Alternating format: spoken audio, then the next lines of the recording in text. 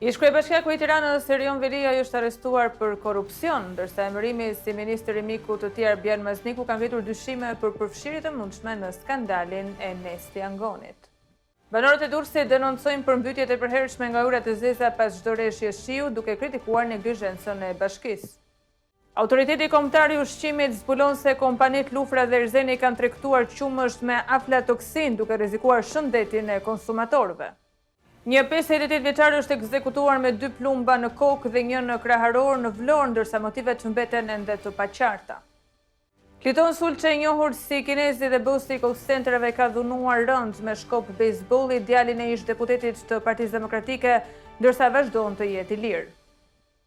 Zonja dhe zotërinj, përshëndetje dhe mirë se vini në edicionin informativ, këtu në TV dhe Erion Velia, ish kryebashkiaku i Tiranës, si arrestuar për korrupsion, ndërsa Arbian Mazniku, miku i tij prej 25 vitesh, i emëruar ministër i pushtetit vendor. Kjo ndarje beft midis fatit të dyshes ka ngritur dyshime se pas personazhit misterios të Nesti Angonit fshihet pikërisht Mazniku. Njëri në qeli, tjetri në qeveri. Historia e dy shokëve të pandashëm për më shumë se 2 dekada, Erion Velia dhe Arbian Mazniku, ka marrë një kthes dramatike duke nxitur spekulime për prapaskena tradhti dhe një Nesti Angoni misterioz që ka tronditur Bashkinë e Tiranës. Erion Velia, ish kryebashkiaku i Tiranës, ndodhet pas hekurave prej 10 shkurtit të këtij viti, i arrestuar nga BKH për akuza të rënda korrupsioni dhe pastrimi parash të lidhura me lejet e ndërtimit.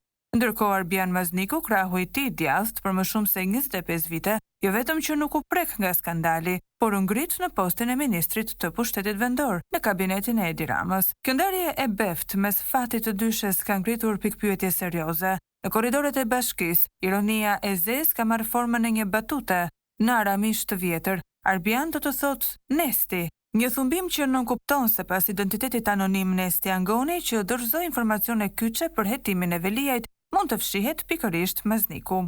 Mazniku dhe Velia ishin miq të hershëm që nga koha e gjimnazit, bashkëthemelues të organizatave si Mjaft dhe G99, përfaqësues të brezit të ri që përfshafoi karrierën politike në hijen e Edi Ramës. Velia u bë ministër, më pas kryebashkiak. Mazniku u kthye në zëvendësin e tij të besuar, Eminenca Gri, që tërhiqte fijet pas çdo vendimit të mast në bashki, përfshirë dhe aferën famkeqe të inceneratorëve.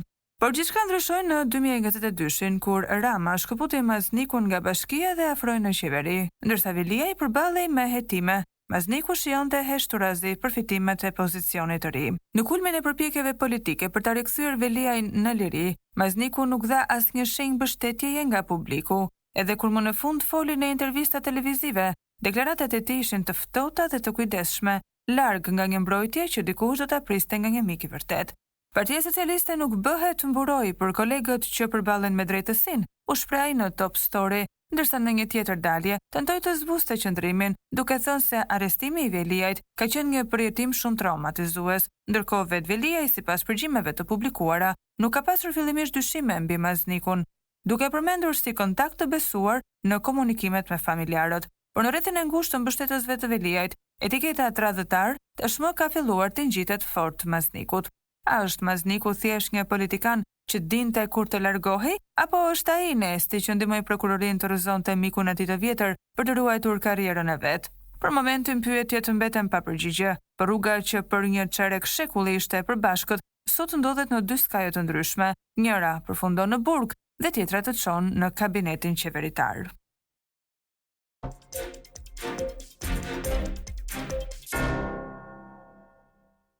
Mjafton një orë shi dhe qyteti i Durrësit përmbytet, kështu është shprehur një banore e zonës së plazhit, duke kritikuar bashkinë se ky problem është prej vitesh dhe askush nuk ka marrë asnjë mas. Një tjetër situatë alarmante është raportuar nga banorët e vijës së dytë bregdetare në qytetin e Durrësit, ku me vetëm një natë rreshje shiu, uji ndotur nga ujërat e zeza ka përmbytur rrugët dhe oborret e banesave. Pamjet vijnë nga kjo zonë që tregojnë realitet të dhimbshëm, rrugë të mbuluara me ujëra të zeza, arome rënd dhe shtëpi të bllokuara, ku banorët nuk mund të hyjnë. Situata, sipas denoncimeve të qytetarëve, nuk është as pak e re. Ky problem përsëritet prej më shumë se 2 vitesh. Kemi bërë qindra kërkesa në bashki dhe institucionet përkatëse, por askush nuk e ka marrë seriozisht. Sa herë bie shi, mbushemi me ujëra të ndotura. Jemi të braktisur, shprehet një nga banorët që kërkon të mbetet anonim. Ai drejton një pyetje të drejtë për drejtë kryetares së Bashkisë së Durrësit, ku ka qenë gjithë këtë kohë, apo del vetëm për fushata për të kërkuar votat tona. Me zgjedhjet që afrohen më 11 maj, banorët thonë se nuk ndihen të përfaqësuar nga askush dhe nuk shohin asnjë përpjekje konkrete për të zgjidhur problemet që i kanë izoluar çdo ditë më shumë. Turp, turp, turp. Ne kërkojmë vetëm të jetojmë me dinjitet, nuk duam premtime, duam zgjidhje, vazhdojnë qytetarët. Përveç mishit me salmonelë dhe luleshtrydheve me pesticide, shqiptarët kanë konsumuar edhe qumësht me aflatoksin. Nga kontrollet e kryera nga Autoriteti Kombëtar i Ushqimit është zbuluar se produktet e kontaminuara i përkasin 2 markave më të njohura në vend. Përveç mishit me salmonelë dhe luleshtrydheve me pesticide, shqiptarët kanë konsumuar edhe qumësht me aflatoksin, një substancë rrezikshme dhe kancerogjene zbuluar në disa mostra të qumshtit të tregtuar për konsum. Në kontrollet e kryera në territorin e Vlorës, AKU ka zbuluar se produktet e kontaminuara i përkasin 2 prej markave më të njohura në vend, Lufra dhe Erzeni. Nga 26 mostra të marra nga janari deri në prill të këtij viti, 10 prej tyre kanë rezultuar pozitive dhe sipas specialistëve, 40% e qumshtit të kontrolluar ishte i kontaminuar mbi normat e sigurisë ushqimore. Aflatoksina është një toksinë e krijuar nga myku që rritet tek drithrat, misri dhe gruri. Kur lopët ushqehen me foragjiere të kontaminuara, aflatoksina sekretohet më pas të qumshtit që prodhojnë. Konsumi i qumshtit me aflatoksin ka pasoja të rënda për shëndetin e njerëzit. Sipas OBSH-s, aflatoksina është kancerogjene grupit të parë, rrit rrezikun për probleme në ëmbëlsi, njëkohësisht edhe të veshkave. Kjo substancë është e njohur për efektet e saj kancerogjene dhe gjenotoksike, veçanërisht rrezikshme për fëmijët dhe konsumatorët e rregullt të qumshtit. Sasia e kontaminuar është tërhequr menjëherë nga tregu në 2 pika shitjeje, ndërsa AKU po vijon kontrollin në terren për të gjurmuar origjinën e ndotjes dhe për të parandaluar shpërndarjen e mëtejshme të produktit. Ky zbulim ka shkaktuar shqetësim të madh te qytetarët pasi skandalet ushqimore sa vijnë dhe shtohen dhe institucionet përgjegjëse në vend që të marrin masa e të mbajnë përgjegjësi, heshtin dhe merren me fushatën e zgjedhjeve. 58 vjeçari Renato Hoxhaj është ekzekutuar mëngjesin e sotëm në lagjen Hajro Çakëri të Vlorës, ende nuk dihen shkaqet e këtij sulmi. Sipas banorëve të zonës, viktima ka qenë një person i qetë dhe nuk kishte probleme me ligjin. Detajet e reja zbardhur në lidhje me ekzekutimin e 58 vjeçarit Renato Hoxhaj mëngjesin e sotëm në lagjen Hajro Çakëri të Vlorës. Ngjarja ka ndodhur rreth orës 6 të mëngjesit kur Hoxhaj, i cili kthehej në shtëpi, është shëlluar nga afër me 3 plumba, 2 në kokë dhe 1 në kraharor, në hyrje të banesës së tij. Ai punonte si roje në një objekt ndërtimi pranë shtëpisë. Renato Hoxhaj nuk kishte precedent penal dhe njihej si një person pa probleme në lagje. Ai ishte i divorcuar dhe babai i 2 fëmijëve. Ka qenë bashkëjetuesja e tij ajo që ka dëgjuar e para krismat dhe gjetur trupin e tij, ndërkohë ka lajmëruar menjëherë policin. Një nga elementet kryesore që po hetohet është mundësia që autorët e kenë përdorur një rrugë alternative për të ikur, pasi ajo rrugë është pa kamera sigurie dhe në errësirë totale. Policia ka sekuestruar kamerat e sigurisë pranë vendit të ngjarjes dhe ka nisur pyetje për disa persona, përfshirë një nga familjarët e viktimës, në përpjekje për të zbardhur rrethanat e krimit. Hetimet vijojnë për të identifikuar autorët dhe motivet e mundshme të ekzekutimit. Kliton Sulçe, 38 vjeç, një emër i njohur në fushën e call centerave, ka sulmuar me shkop bejsbolli 19 vjeçarin Kristi Fufi, djalin e ish-deputetit të Partisë Demokratike Mhill Fufi. Zyrtarisht motivet e përplasjes nuk janë bërë të ditura, por grupi hetimor po shqyrton edhe mundësinë e një konflikti që lidhet me borxhe. Aktualisht Kristi Fufi ndodhet në spital, ndërsa Kliton Sulçe vazhdon të jetë i lirë. Një ngjarje e rëndë ndodhi mbrëmjen e djeshme në një kompleks luksoz në zonën e Lundrës në Tiranë. Kliton Sulçe, 38 vjeç, një emër i njohur në fushën e call centerave të dyshuar për mashtrime financiare, ka sulmuar me shkop bejsbolli 19 vjeçarin Kristi Fufi, djalin e ish-deputetit të Partisë Demokratike Mhill Fufi. Sulmi, i cili është regjistruar nga kamerat e sigurisë, zgjati vetëm pak minuta, por i shkaktoi të riut dëmtime serioze në kokë dhe trup. Megjithëse rasti klasifikohet si plagosje e rëndë me dashje, autoritetet vendosën që Kliton Sulçe të hetohet në gjendje të lirë, një vendim që ka ngjallur reagime të forta mbi standardet e drejtësisë, sidomos kur në sfond përfliten lidhje të forta financiare dhe politike.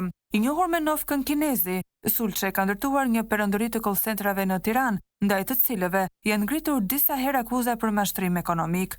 Sipas burimeve nga policia, ai jeton në luks dhe njihet për lidhjet e tij me persona me ndikim në administrat, çka e ka mbrojtur nga ndjekjet penale për skandalet ku është përfshirë. Zyrtarisht, motivet e përplasjes nuk janë bërë të ditura, por grupi hetimor po shqyrton për mundësinë e një konflikti që lidhet me borxhe. Kristi Fufi është pjesë e një familje të skeduar nga partnerët ndërkombëtar si pjesë e trafikut të kokainës në Britani dhe Evropën perëndimore. Në dokumentet operative përmendet gjithashtu aktivitetet të mundshme të fajdeve dhe investimeve në ndërtim, të cilat dyshohet se lidhen me anëtar të familjes Fufi. Nuk përjashtohet që shkaku i përplasjes të ketë rrënjë në çështje financiare mes rrethit të ngushtë të dy palëve, megjithatë hetimet janë në vijim. Rezultatet e ekspertizës mjekoligjore mbi dëmtimet e të riut do të jenë vendimtare për klasifikimin përfundimtar të çështjes. Nëse konfirmohet një lidhje aktiviteteve të palishme financiare me sulçes dhe familjes Fufi, dosja do të kalojë në kompetencë të SPAK. Aktualisht, Kristi Fufi ndodhet në spital, ndërsa Kliton Sulçe vazhdon të jetë i lirë, pavarësisht pamjeve të qarta që dokumentojnë aktin e dhunës. Një 55 vjeçare është arrestuar në Fier pas një denoncimi nga ishnusja e djalit e cila akuzon atë për ngacmim seksual ndaj mbesës 5 vjeçare. Për mediat, babai i 5 vjeçares mohon kategorikisht akuzat ndaj të atit, duke thënë se gjithçka është sajese e ish bashkëshortes. Një 55 vjeçar u arrestua në Fier pas një denoncimi nga ishnusja e djalit e cila akuzon atë për ngacmim seksual ndaj mbesës 5 vjeçare. Ngjarja është bërë ditur nga policia, ndërsa nëna e vajzës e ndarë nga bashkëshorti ka dorëzuar kallëzimin. Nga ana tjetër, babai i të miturës mohon kategorikisht akuzat ndaj të atit, duke deklaruar për mediat se gjithçka është një sajesë e ish bashkëtueses së tij, e cila sipas tij kishte braktisur vajzën kur ajo ishte 6 muajshe dhe tani po kërkon kujdestarinë e saj. Për mos ta çuar në jetimore, ka marrë në kujdestarinë time. Në kushte të vështira ekonomike, u kam thënë prindërve që vajza vërtet është e imja, por sot e tutje ajo është e juaja. Kontributi im do të jetë në vlerë monetare se detyrohem që të largohem që të punoj. Afrimitetin ajo e ka me atë, nuk ka shans që ta ketë as me mua as me njëri tjetër, thot babai. Sipas babait të vajzës, nëna e ka takuar të voglën 2 ditë më parë në një hotel në Fier ku qëndroi dhe aty pretendohet se 5 vjeçaria i ketë rrëfyer që gjyshi e ngacmon. Nuk e di nëse quhet ngacmim ta fërkosh vajzën nga kurrizit e ta ngresh në krah dhe ta puthësh, apo edhe mua do të më quaj që ngacmoj vajzën time që e ngre në krah, e puth e kafshoj te barku apo te kurrizi. Kam 2 net që po e gënjej se do të vi gjyshi se vajza ngrihet natën nga gjumi qan. Si lidhjen që kanë ata të dy është zor ta gjesh, thot babai. Të shokuar nga kjo ngjarje, janë të gjithë bashkëshatarët të cilët thonë se nuk e njohin për njëri të tillë 55 vjeçarin. 55 vjeçari ndodhet në komisariatin e policisë në Fier në pritje të seancës gjyqësore. Një banor i Valbonës ka ndarë një video mesazh ku shpreh zhgënjimin ndaj qeverisë dhe oligarkëve që sipas tij kanë dëmtuar këtë zonë turistike të vendit tonë. Ai thotë se shqiptarët anë mban janë përpjekur me mund që të investojnë në turizmin malor, por e gjithë kjo përpjekje është e çuar dëm. Një banor i Valbonës, përfaqësues i zërit të dhimbshëm të komunitetit vendas, ka ndarë një video mesazh ku shpreh zgënjimin, zemërimin dhe keqardhjen që ndajnë të gjithë banorët e kësaj zone të mrekullueshme të Alpeve shqiptare. Na e morët Valbonën, thot ai, i indinjuar nga shkatrimi që sipas tij po i bëhet një prej perlave natyrore të vendit. Shqiptarët anë janë përpjekur me mund të investojnë në turizmin malor, kanë sakrifikuar, kanë ndërtuar me duart e tyre, kanë sjellë jetë në zonën tonë, por gjithë kjo përpjekje është çuar dëm. Qeveria dhe oligarkët kanë shkatëruar gjithçka, dëgjohet të thot banori në videon e shpërndar.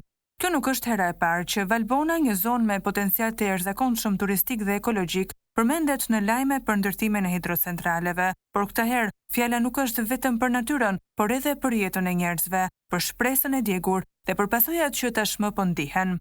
Sipas banorëve, ndërtimi i 3 hidrocentraleve në zonë ka sjellë pasoja të rënda dhe të pakthyeshme. U zhduk biodiversiteti, tubat janë të çara, bashkohen ujrat e zeza me ujrat e bardha. Është bërë një rrezik i madh për ne dhe për turistët që vinë, vijon të thot banori. Kjo situatë alarmante nuk përbën vetëm një kërcënim për mjedisin, por një sulm të drejtë për drejtë ndaj vetë zemrës së turizmit malor në Shqipëri. Valbona, që dikur ishte simboli i natyrës së paprekur, sot përballet me një realitet të dhimbshëm. Një tjetër shqetësim që thekson banori në mesazhin e tij është ndotja dhe mungesa e infrastrukturës minimale për mirëmbajtjen e zonës. S'ka as kosha plerash, turistët që vinë shohin pelenat e fëmijëve në rrugë, mbeturina gjithandej. Ky është imazhi që Shqipëria po jep? Pyet ai me një ton që përzihen dëshpërimin dhe zemërimin. Zonja dhe zotrin, ka qenë kjo gjithçka e përgatitur për këtë edicion informativ. Ju falenderojmë për vëmendjen tuaj. Bashkë më nu takofshim.